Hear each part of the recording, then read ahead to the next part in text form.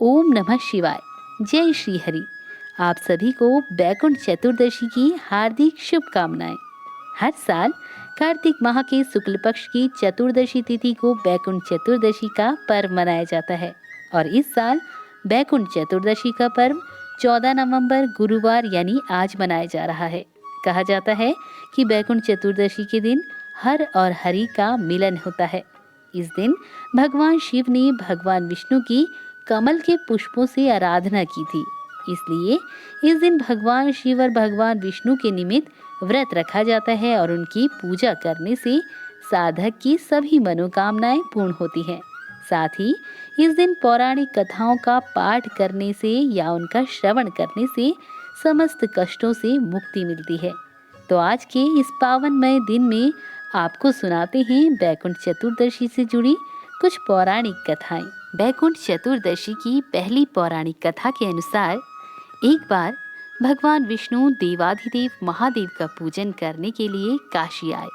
वहां मणिकर्णिका घाट पर स्नान करके उन्होंने 1000 स्वर्ण कमल पुष्पों से भगवान विश्वनाथ के पूजन का संकल्प किया। अभिषेक के बाद जब वे पूजन करने लगे तो शिवजी ने उनकी भक्ति की परीक्षा के उद्देश्य से एक कमल पुष्प कम कर दिया।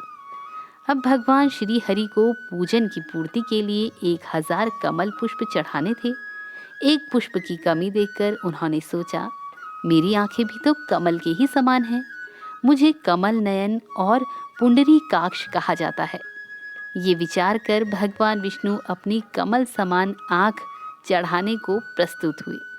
विष्णु जी की इस अगाध भक्ति से प्रसन्न होकर देवाधिदेव महादेव प्रकट होकर बोले, हे विष्णु, तुम्हारे समान संसार में दूसरा कोई भक्त नहीं है। आज की यह कार्तिक शुक्ल चतुर्दशी अब बैकुंठ चतुर्दशी कहलाएगी और इस दिन जो भक्त पहले आपका पूजन करेगा उसे बैकुंठ लोक की प्राप्ति होगी। भगवान शिव ने इसी बैकुंठ चतुर्दशी को करोड़ों सूर्यों की कांति के समान वाला सुदर्शन चक्र विष्णु भगवान को प्रदान किया। भगवान शिव और भगवान विष्णु कहते हैं कि इस दिन स्वर्ग के द्वार खुले रहेंगे। मृत्यु लोक में रहने वाला जो कोई भी व्यक्ति इस व्रत को करता है वह अपना स्थान बैकुंठ धाम में सुनिश्चित करेगा। बैकुंठ चतुर्दशी की दूसरी पौराणिक कथा के अनुसार एक बार की बात है, नारद जी पृथ्वी लोक में घूमकर बैकुंठ धाम पहुंचते हैं।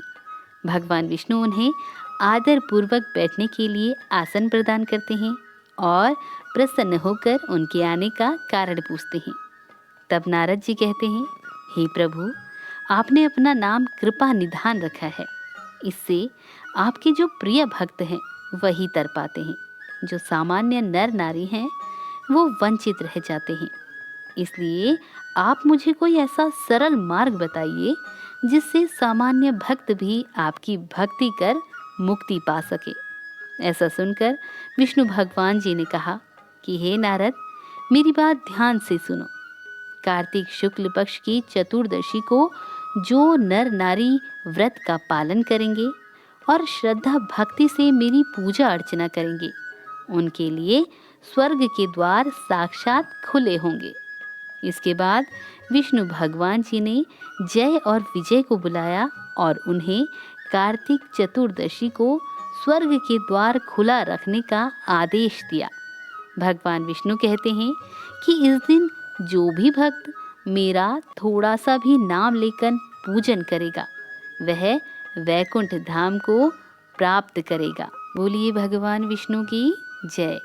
बैकुंठ चतुर्दशी की तीसरी पौराणिक कथा के अनुसार धनेश्वर नाम का एक ब्राह्मण था जो बहुत बुरे काम किया करता था।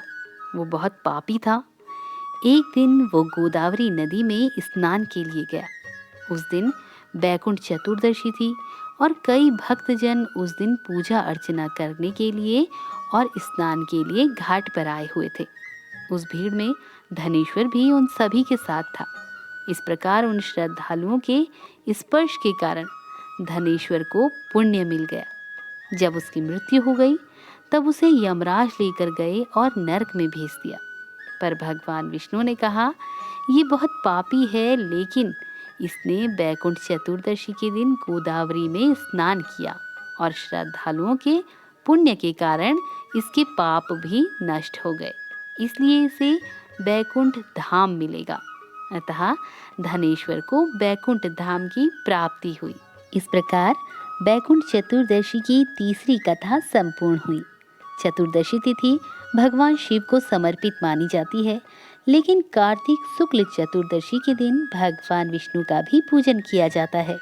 आज ही के दिन भगवान शिव ने भगवान विष्णु को सृष्टि का कारोबार वापस सौंप दिया था, क्योंकि चातुर्मास के दौरान भगवान विष्णु योग निद्रा के लिए क्षीर सागर में चले गए थे और इन 4 महीनों के लिए भगवान विष्णु ने सृष्टि का कार्यभार भगवान शिव को सौंपा था। इसलिए जो भी भक्त इस दिन सच्चे मन से भगवान शिव और भगवान विष्णु की पूजा अर्चना करते हैं, उन्हें तुलसी की पत्तियां और बेलपत्र समर्पित करते हैं, उनके जीवन के सारे दुख और परेशानियां भगवान शिव और भगवान विष्णु हर लेते हैं। आज के दिन दीपदान भी करना चाहिए। अपनी सामर्थ्य के अनुसार दीपदान करके आप बैकुंठ चतुर्दशी का पुण्य प्राप्त कर सकते हैं। तो ये थी आज की कथाएं। अगर आपको अच्छी लगी तो वीडियो को लाइक करके चैनल को ज़रूर सब्सक्राइब कर दीजिएगा।